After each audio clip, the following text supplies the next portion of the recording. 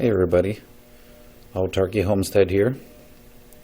Today I wanted to show a little review on this egg incubator that I bought on eBay.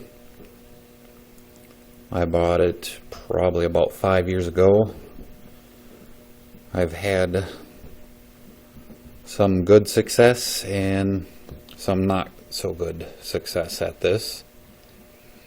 So I wanted to go over it a little bit and show you the good things and the not so good things about this incubator. It does not have a name on it. It's just a cheap eBay incubator. That's all it says on it right there is incubator. There's no name brand.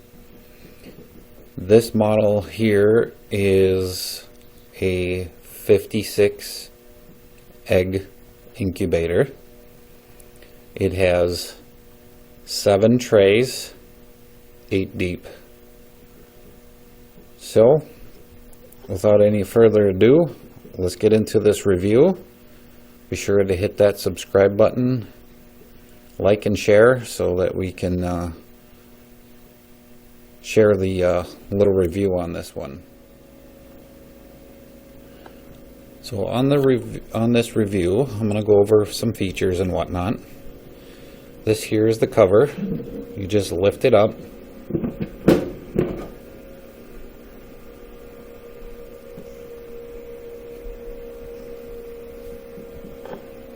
You can see the trays here now a little more clear. This is the display.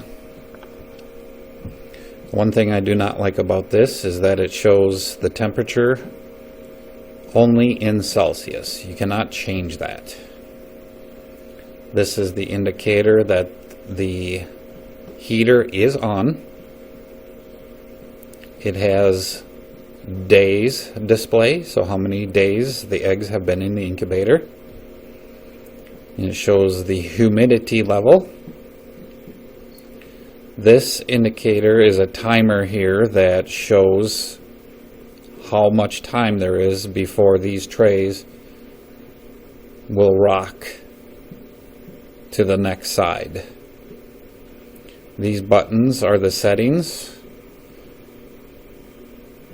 for the temperature. This button here is to illuminate the LEDs that are underneath the egg trays.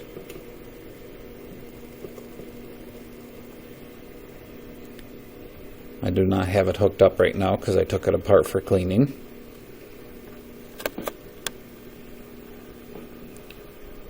On the side of it, I wrote down what the humidity should be, and I also wrote how many days, average incubation, and converted Celsius to Fahrenheit, so I know what to set that at.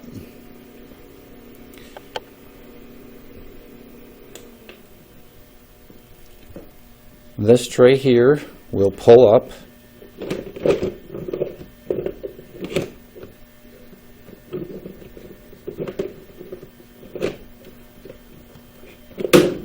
If you're lucky, I guess.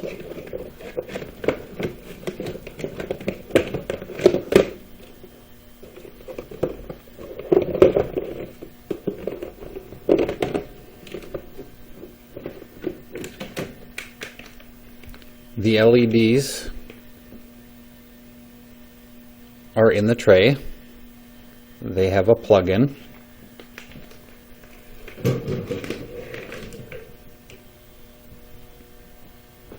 There is a plastic mesh that's below the trays.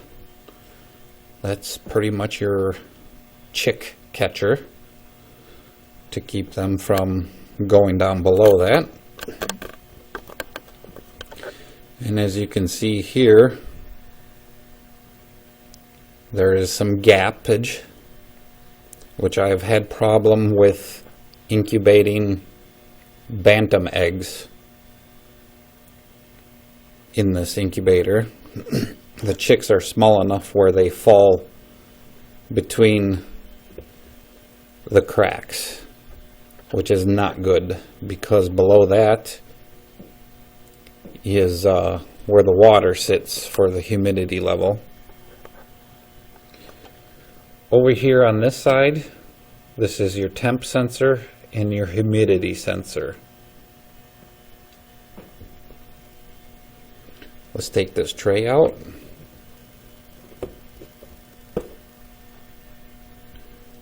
Set this aside so we can see below. There's your cooling fan, or your circulating fan, I should say. That would be this wire here. These wires here go to the heating element.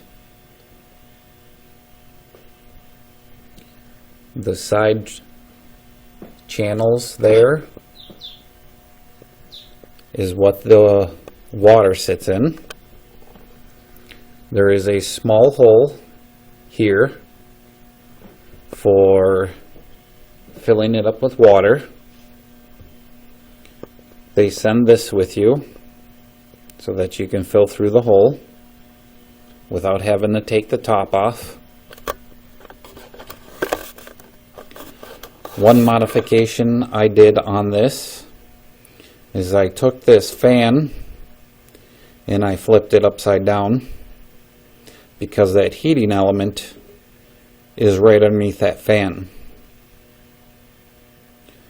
I had my last batch of eggs not turn out so well. I had 43 bantam eggs and only 6 turned out. I only hatched 6 eggs.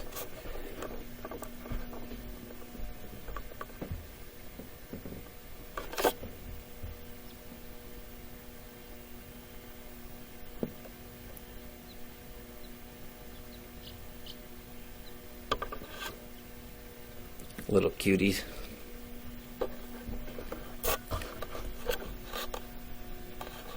After so many days, I realized that there was no more that were going to be hatched.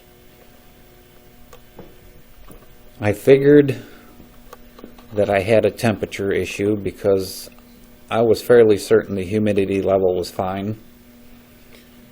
So I took this laser thermometer,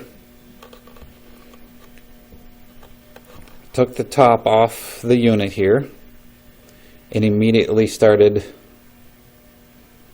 scanning the eggs. The eggs on the outside perimeter were between 98 and 100 degrees. Pretty much all these eggs here around the perimeter. And when I moved my laser inwards, by the time I got to the middle, the temperature was 108 degrees. So I came up with the idea of flipping this upside down so that it was not blowing direct heat right at the central eggs. So now when I turn this on, it sucks air down and it disperses it outwards in a circular motion so that it is more dispersed evenly. I had the thermometer here sitting on this rack and determined that was sitting too lower, so now I have it up here fairly high. This humidity sensor was zip tied to the bottom of the rack. I super glued that up high now. So I'm hoping with those two sensors in a different location and turning the fan upside down, I'm going to have a lot more dispersed heat and humidity. And with any luck, I'll have a much better luck at a larger batch hatching out of this incubator. One thing I want you to note, if you are interested in this type of incubator, is that the LED strips that come with this unit fail miserably really fast. I think through my first batch, I want to say 5 years ago, out of 56 LEDs, I want to say only four survived in one tray. They are not very good LEDs. They were indoor type LEDs that should not be in any type of humidity. So any sort of moisture that was gathering on anything in here destroyed those LEDs. And since I didn't think I was getting quite the accurate temperature and humidity, I had this sitting in a couple of the egg trays. Displays my humidity and temperature.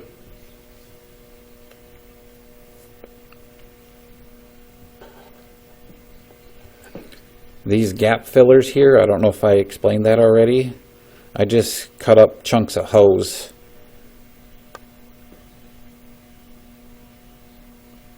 to sit between those gaps there. I have, let's see, 7 dozen bantam eggs at the waiting to get incubated.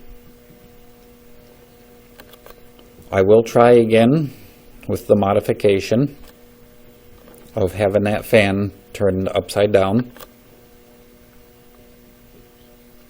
Right now I'm running on a modified sine wave inverter, and it is not a very good electricity. I get a lot of humming noises from my electronics. So I went on the internet and purchased some inline electronic noise filters that I'm going to install first, so I have better electricity. And I want to do that before I start up the incubator so that the power isn't interrupted when I'm installing those. I will be putting a video out on the installation and review of that probably on my next video. So keep on the look for that. Hit the subscribe button so you get a notification for it. If you guys have any questions about this incubator, anything I should have went over that I missed, just like missed that I replaced these LED strips. So these LED strips are like your automotive store type mood lighting that go in cars. It sort of works. They're not very bright. I wish I would have found something a little brighter, but it's good enough for now. So anyways, if you have any questions, drop them in the comment section.